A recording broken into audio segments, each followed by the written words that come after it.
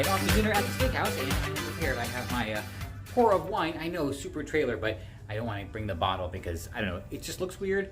They don't charge you if they don't uncork it, but I don't know, I figured if I order two, might as well just bring one big one, right? Okay, let's, I know, a narrow corridor. Good evening, Princess, from a very bright The Point. That's what it's called, a steakhouse here on Carnival Conquest. I have put my order in. I've been sitting here for about 15 minutes debating. The menu is quite extensive. Been looking forward to this, actually, after my kind of disappointing experience at Chop's Grill on Odysee of the Sea. So I remember they did pretty well at Fahrenheit. I think it was Fahrenheit 555. It wasn't Fahrenheit 451. Amazing book. You definitely need to read it. And hopefully that carries through until tonight. I am starving. All I had was the barbecue at lunch, and it was very small. That was a miss on my part. So I'm ready and prepped, and hopefully Chef is in tune, and things will start appearing magically very soon. I will give Carnival compliments for the plates. These are much nicer than what they have on some of the other lines, and there's different ones. This is, I think, one of at least 6 that I see. Bonus starter, compliments of the chef. This is a beef slider. It is so adorable. Oh my god, of course, at this point, I could probably eat about 20 of them. It's even smaller than a White Castle. Now, to go with this, it's not just this. So this is the special house-made butter. I do not remember the description of the one on top. So there's a lot in there, and yeah. Okay, I'm just gonna leave it at that. And of course, bread. Yes, the slider was adorable and delicious. The bread, really good. I don't think anyone else has figured out how much better the bread experience is made by just serving it warm. They do that, I think, even in the main dining room here on Carnival. I remember that from the last time. I don't know who does this. Royal definitely does it, but it's so much better warm. Okay, that was a good start, but it was only a start. I don't know what's going to come up next, but I'm ready for it. This is the bone marrow and hand-cut beef tartare with parsley shallot salad. Parsley shallot salad. All right. Parmesan pillows. Oh, that sounds comfy. And country toast. Starter number 1 down, and that was actually really good. The tartare, the hand-chopped tartare, was the standout of that plate. It came out perfectly well, nicely well formed, perfect temperature. It was cut almost perfectly without being, well, let's see, hand cut, so it was nice and substantive, but it wasn't slimy, which it can be if some of the chefs, they use a machine like they would a pate and they kind of overdo it. Either way, did not do that here, which is kind of a roundabout way of saying that. Anyway, really, really good. The marrow was great. I will say the Parmesan crust kind of overpowered the marrow. If I had known that, I would have kind of eaten it separately with the bread. That would have done very, very good. But yes, this was a great appetizer. Well, I'm glad I ordered it. Finished it all. There wasn't much there, but yes, super, super good. Off to a very good start.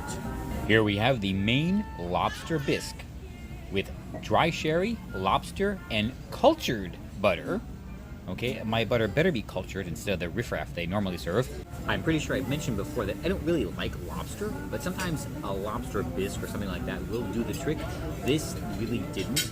It was prepared very well, but it did not overcome my lack of enthusiasm for a lobster, I'll put it to you that way. It did seem like there was also something in there that it was a bit too earthy, like a root vegetable that kind of dominated the flavor profile. At least I found it very noticeable. Again, prepared very well, so I would give it a try. It's almost more like a broth than a bisque. Just take note of that. Not something I would get again, but not something I regret ordering. Our main tonight is the spice rubbed USDA primed ribeye. It is the 555 signature 18-ounce center cut ribeye. 555. That's the steakhouse on some of the other ships. In fact, that must be what it was on Mardi Gras, 555. I said that before, not 451. To accompany my ribeye, I have the sautéed medley of fresh mushrooms and Yukon Gold Mash with wasabi horseradish. The main course. The mushrooms were seasoned and sautéed perfectly, very delicious.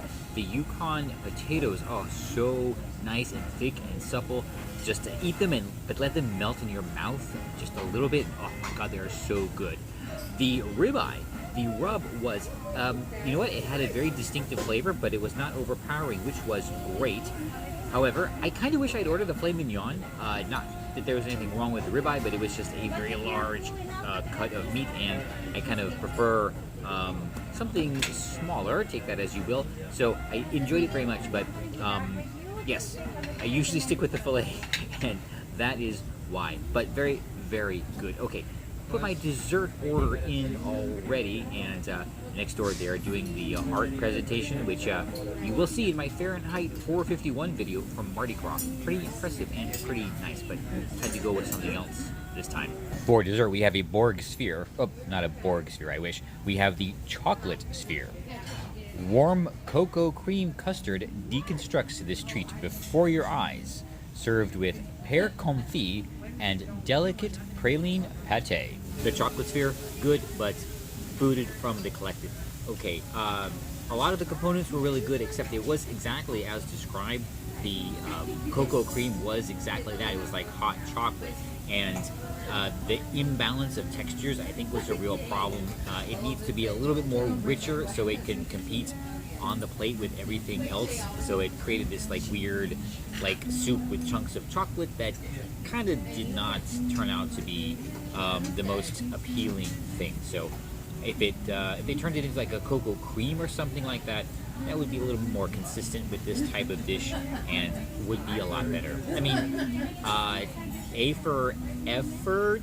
No, not really. B for effort at most. Yeah. Oh well. There's still tomorrow, and I'm sure there will be cake at the buffet. So yeah, that'll make up for this, definitely. And that's my experience here at the Point Steakhouse here on Carnival Conquest. Pretty good. A lot of spectacular individual dishes. A few oddities, but maybe that was me ordering the wrong thing. I know at least one thing was maybe it was just how they do things. One, honestly, kind of a disappointment, the chocolate sphere. I don't know, now that I think about it even more, it wasn't great. Anyway, however, only $45 was the cover charge here, so when you consider that, I think it was definitely worth it, and something I did enjoy, and well, I don't know, it is hard to find a good steak, and it's kind of a risky affair. Sometimes things don't pan out, but you know what? I am here, I enjoyed it, it's a beautiful warm night in the Florida Straits, so I am still thankful for my problems.